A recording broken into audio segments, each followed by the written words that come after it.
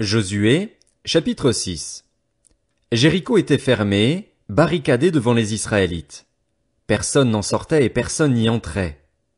L'Éternel dit à Josué, « Regarde, je livre entre tes mains Jéricho et son roi, ainsi que ses vaillants soldats. Faites le tour de la ville, vous tous les hommes de guerre. Faites une fois le tour de la ville. Tu agiras ainsi pendant 6 jours. 7 prêtres porteront 7 trompettes retentissantes devant l'arche. Le 7e jour, vous ferez 7 fois le tour de la ville et les prêtres sonneront de la trompette. Quand ils sonneront de la corne retentissante, quand vous entendrez le son de la trompette, tout le peuple poussera de grands cris. Alors la muraille de la ville s'écroulera et le peuple montera à l'attaque, chacun devant soi. Josué, fils de Nun, appela les prêtres et leur dit, « Portez l'arche de l'alliance et que 7 prêtres portent 7 trompettes retentissantes devant l'arche de l'Éternel. » Puis il dit au peuple, « Marchez, faites le tour de la ville et que les hommes équipés passent devant l'arche de l'Éternel. » Lorsque Josué eut parlé au peuple, les 7 prêtres qui portaient les 7 trompettes retentissantes devant l'Éternel se mirent en marche et sonnèrent de la trompette. L'arche de l'alliance de l'Éternel allait à leur suite. Les hommes équipés marchaient devant les prêtres qui sonnaient de la trompette et l'arrière-garde suivait l'arche. Pendant la marche, on sonnait de la trompette. Josué avait donné cet ordre au peuple, « Vous ne crierez pas, vous ne ferez pas entendre votre voix et il ne sortira pas un mot de votre bouche jusqu'au jour où je vous dirai, poussez des cris. Alors vous pousserez des cris. » L'arche de l'Éternel fit le tour de la ville. Elle fit une fois le tour, puis on rentra dans le camp et l'on y passa la nuit. Josué se leva de bon matin et les prêtres portèrent l'arche de l'Éternel. Les 7 prêtres qui portaient les 7 trompettes retentissantes devant l'arche de l'Éternel se mirent en marche et sonnèrent de la trompette. Les hommes équipés marchaient devant eux et l'arrière-garde suivait l'arche de l'Éternel. Pendant la marche, on sonnait de la trompette. Ils firent une fois le tour de la ville, le 2e jour, puis ils retournèrent dans le camp. Ils agirent de même pendant 6 jours. Le 7e jour, ils se levèrent de bon matin dès l'aurore, et ils firent de la même manière 7 fois le tour de la ville. Ce fut le seul jour où ils firent 7 fois le tour de la ville. La 7e fois, comme les prêtres sonnaient de la trompette, Josué dit au peuple, « Poussez des cris, car l'Éternel vous a livré la ville. La ville sera vouée à l'Éternel, elle et tout ce qui s'y trouve. Mais on laissera la vie à Rahab la prostituée et à tous ceux qui seront avec elle dans sa maison, parce qu'elle a caché les messagers que nous avions envoyés. Seulement, gardez-vous bien de toucher à ce qui sera voué à la destruction. En effet, si vous preniez de ce que vous aurez voué à la destruction, vous mettriez le camp d'Israël sous une menace de destruction et vous causeriez son malheur. Tout l'argent et tout l'or, tous les objets en bronze et en fer seront consacrés à l'Éternel et entreront dans le trésor de l'Éternel. » Le peuple poussa des cris et les prêtres sonnèrent de la trompette. Lorsque le peuple entendit le son de la trompette, il poussa de grands cris et la muraille s'écroula. Le peuple monta dans la ville, chacun devant soi. Ils s'emparèrent de la ville et vouèrent à la destruction, en le passant au fil de l'épée, tout ce qui s'y trouvait, hommes et femmes, enfants et vieillards, jusqu'aux bœufs, aux brebis et aux ânes. Josué dit aux 2 hommes qui avaient exploré le pays, « Entrez dans la maison de la femme prostituée et faites-en sortir cette femme et tous les siens, comme vous le lui avez juré. » Les jeunes espions entrèrent chez Rahab et en firent sortir Rahab, son père, sa mère, ses frères et tous les siens. Ils firent sortir tous les membres de sa famille et les installèrent en lieu sûr, à l'extérieur du camp d'Israël. Ils brûlèrent la ville et tout ce qui s'y trouvait. Toutefois, ils mirent dans le trésor de la maison de l'Éternel l'argent, l'or et tous les objets en bronze et en fer. Josué laissa la vie à Rahab la prostituée, à sa famille et à tous les siens. Elle a habité au milieu d'Israël jusqu'à aujourd'hui, parce qu'elle avait caché les messagers que Josué avait envoyés pour explorer Jéricho. Ce fut alors que Josué jura, « Maudit soit devant l'Éternel l'homme qui se lèvera pour reconstruire cette ville de Jéricho. Il en jettera les fondations au prix de son fils aîné et il en posera les portes au prix de son plus jeune fils. » L'Éternel fut avec Josué et l'on parla de lui dans tout le pays. Josué, chapitre 7.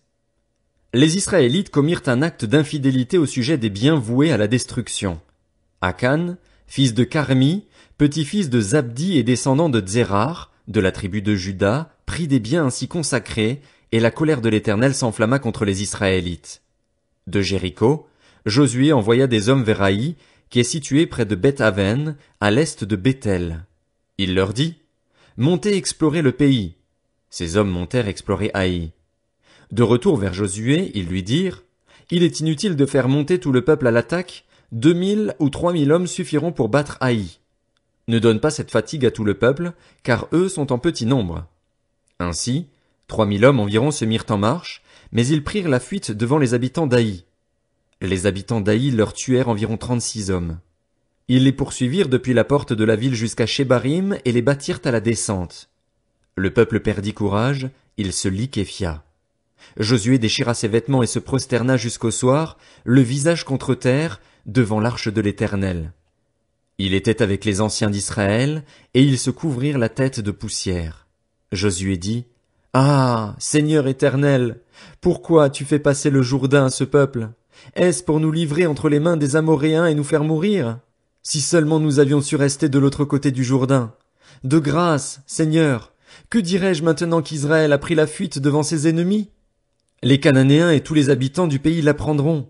Ils nous encercleront et feront disparaître notre nom de la terre. Et que feras-tu pour ton grand nom? » L'Éternel dit à Josué, « Lève-toi.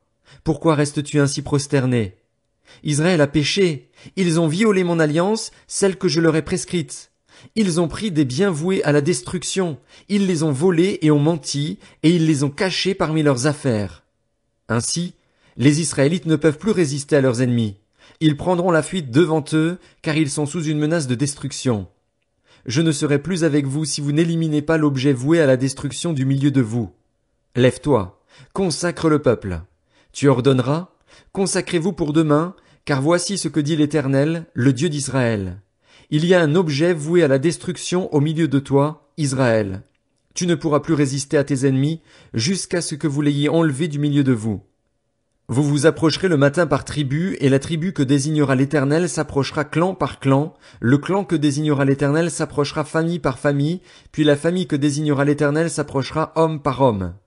Celui qui sera désigné comme ayant pris des biens voués à la destruction sera brûlé au feu, lui et tout ce qui lui appartient, pour avoir violé l'alliance de l'Éternel et commis un acte odieux en Israël. Josué se leva de bon matin. Il fit approcher Israël par tribu, et la tribu de Juda fut désignée.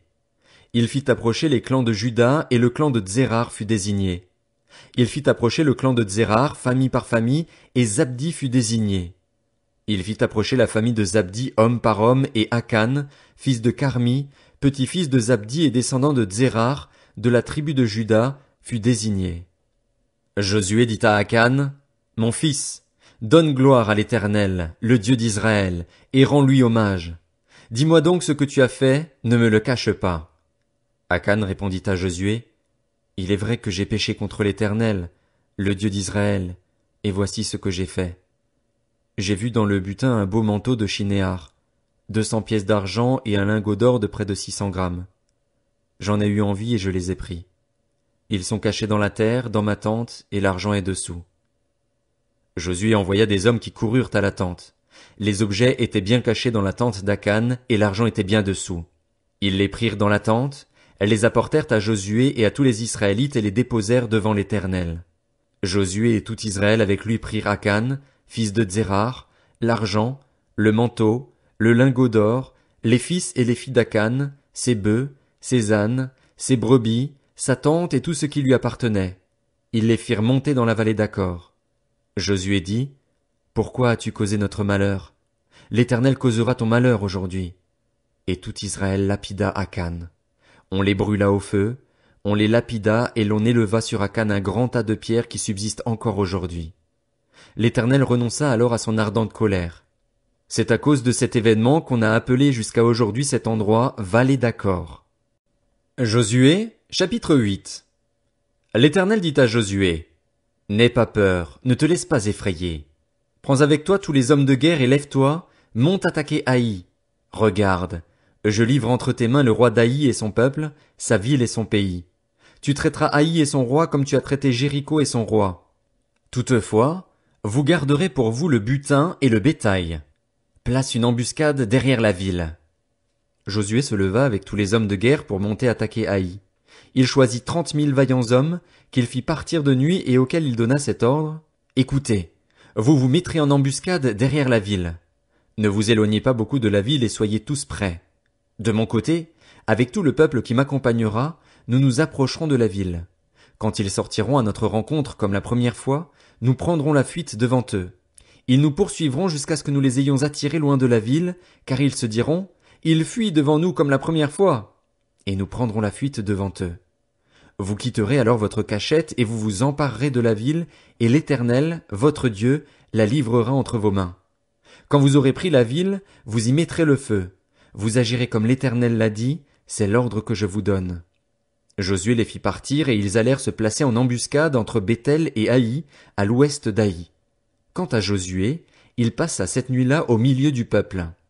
Josué se leva de bon matin, passa le peuple en revue et marcha contre Haï. Il était à la tête du peuple avec les anciens d'Israël. Tous les hommes de guerre qui l'accompagnaient montèrent et s'approchèrent d'Haï. Une fois arrivés en face de la ville, ils installèrent leur camp au nord d'Haï, dont ils étaient séparés par la vallée. Josué prit environ 5000 hommes et les plaça en embuscade entre Béthel et Haï, à l'ouest de la ville. Lorsque tout le camp eut pris position au nord de la ville, et l'embuscade à l'ouest de la ville, Josué s'avança cette nuit-là au milieu de la vallée.